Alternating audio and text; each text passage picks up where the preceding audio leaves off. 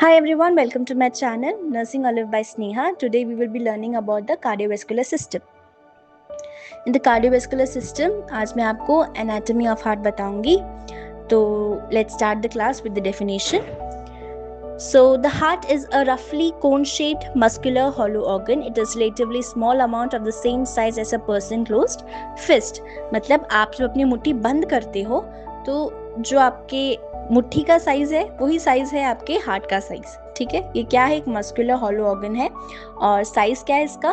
जितना आपकी फिस्ट का साइज होगा उतनी ही साइज होगी आपके हार्ट की साइज. ठीक है. Now the position of the heart. So it is present where? It is present in the thoracic cavity. ठीक है, between the two lungs.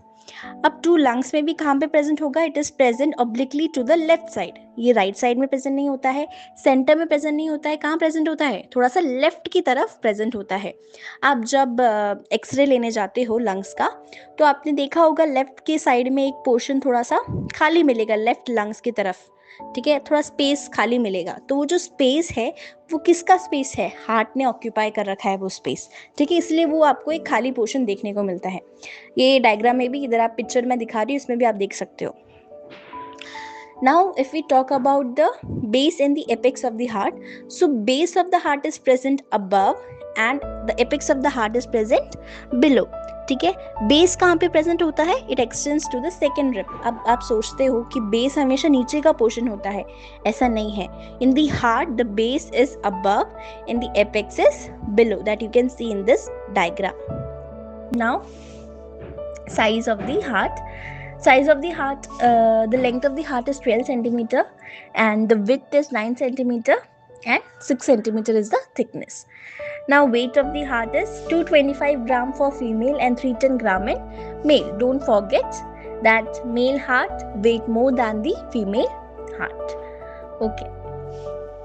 Now we will move towards the structure of the heart. So mainly there are three layers of heart which is present, that is pericardium, myocardium and the endocardium. Remember, pericardium, myocardium and the endocardium.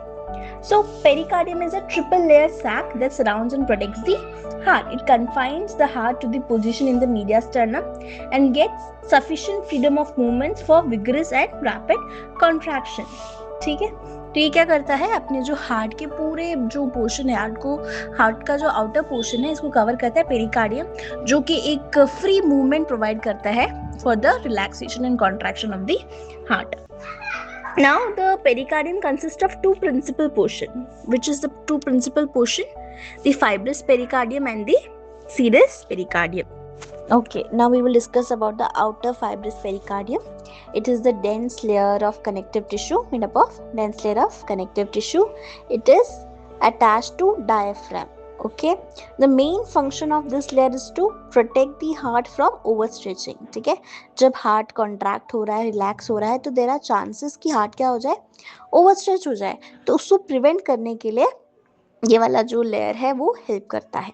Okay, now we will discuss about the serous pericardium. Serous pericardium जो होता है एक delicate सा membrane होता है जो कि क्या करता है? एक डबल लेयर फॉर्म करता है. डबल लेयर मतलब क्या? इस सीरस पेरिकार्डियम के भी दो लेयर्स होते हैं. जो बाहर का लेयर होता है उसको अपन बोलते हैं पैराइटल लेयर, और जो अंदर का लेयर होता है जो कि हार्ट से एकदम क्लोजली अटैच्ड होता है उसको अपन बोलते हैं विसरल लेयर. ओके, तो सबसे पहले क्या था? Fibrous pericardium. फाइब्रस पेरिकार्डियम के बाद क्या आता है? Serous pericardium. तो सीरस पेरिकार्डियम है, उसकी भी दो लेयर्स होती है, डबल लेयर होती है. वो है जो है अंदर का जो लेयर है उसको क्या बोलते हैं अपन? Visceral layer. और जो बाहर का जो एक लेयर है उसको अपन बोलते हैं पैराइटल लेयर. नाउ इस विसरल लेयर और पैराइटल लेयर के बीच में क्या है? एक कैविटी है. ठीक है, उसके अंदर क्या होगा? फ्लूइड प्रेजेंट होगा. उस फ्लूइड को अपन क्या बोलते हैं? सीरस फ्लूइड प्रेजेंट होता है. उसको क्या बोलते हैं अपन? Serous fluid. Okay, so between the parietal and the visceral layer of the serous pericardium is a thin film of serous fluid. So it is a slippery secretion of the pericardial cells.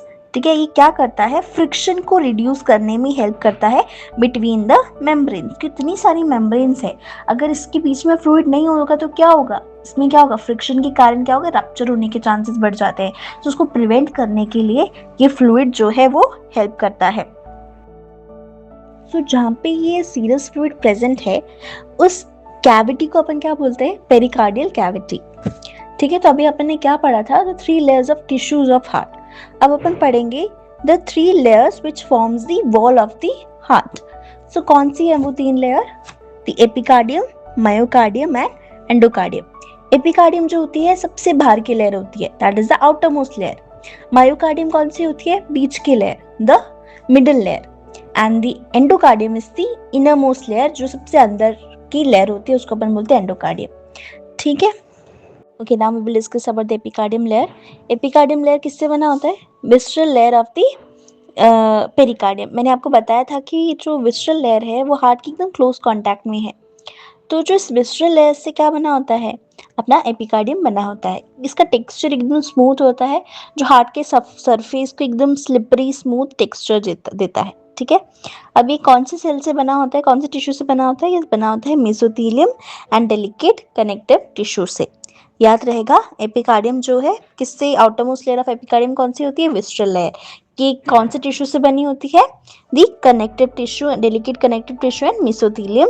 And इसका जो texture होता है वो एकदम slippery texture होता है।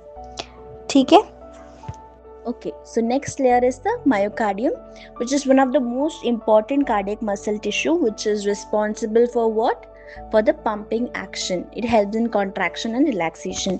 How it helps, it is made up of what, cardiac muscle fiber cells. ठीक है, इसकी जो cells हैं वो कैसी होती है, involuntary and branched होती हैं। ठीक है, ब्रांच सेल्स होने की वजह से क्या होती है, ये जो सिग्नल है एक से दूसरे तक इजीली क्या करती है, पास ऑन कर देती है। The branches are closely joined together and the signals get easily transmitted from one branch to the another branch. अब इन ब्रांचेस के जो बीच में एक डिस्क प्रेजेंट होती है उसको बोलते हैं intercalated disc. With the help of this intercalated disc, the nerve signals can easily pass through the one branch to the another branch। और इसी की वजह से इसके लिए अपने हार्ट के लिए हर एक स्पेशल या सेपरेट नर्व सप्लाई की ज़रूरत नहीं होती है। ठीक है, क्योंकि नर्व सप्लाई की ज़रूरत क्यों नहीं होती है, क्योंकि ब्रांच अपीयरेंस होने के कारण जो नर्व सिग्नल है easily they get transmitted from one branch to the another, that's why.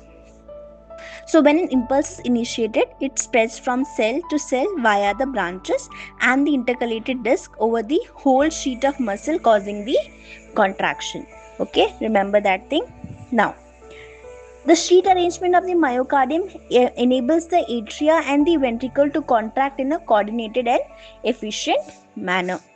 The myocardium is thickest at the apex and thin in the base because you see the structure of the heart. You remember, you will have a right atrium, the right ventricle, the left atrium, the left ventricle. The left ventricle is responsible to pump the blood towards the body. ठीक है, so high pressure is required, more pressure is required, so workload of the left ventricle is more as compared to the right atrium or the left atrium. So that's why in the apex part the heart layer is thick as compared to the base. Okay, it's clear to you. क्यों होता है ऐसा, क्योंकि जो left ventricle से blood जो है वो पूरी बॉडी में स्प्रेड होना है, तो प्रेशर ज़्यादा रहता है, ज़्यादा वर्कलोड रहता है लेफ्ट वेंट्रिकल के पास। इसकी वजह से वो जो लेयर होती है वो एकदम थिक होती है। कहाँ की, the apex part is thick, but the base, as I already told you, that base is above and the apex is below. तो जो apex का part है वो thick क्यों है, ये left ventricle को ज़्यादा लोड होता है to pump the blood to the whole body as compared to the right atrium or the left atrium. Now we will discuss about endocardium, the innermost layer of the heart. So it provides a smooth lining to the heart and covers the walls of the heart. ठीक है, जो heart की अंदर का portion है या फिर inside inner most portion है, वहाँ की एरिया को ग्लिसनिंग अपीयरेंस देता है और जो ब्लड फ्लो को स्मूथ करता है। ठीक है, provides a smooth blood flow. ठीक है, it is made up of which cell? It is made up of flattened epithelial cells. Remember, it is made up of flattened epithelial cells. Okay, so now you have an idea about the anatomy of the heart. तो आपको भी पता चल गया होगा anatomy of the heart क्या होता है, क्या क्या अपन ने इसमें पढ़ा है। So it was a quick revision. अगर आपको जब भी एक क्विक रिवीजन की ज़रूरत हो तो आप इस वीडियो को देख सकते हो। So follow me for more videos. Thank you.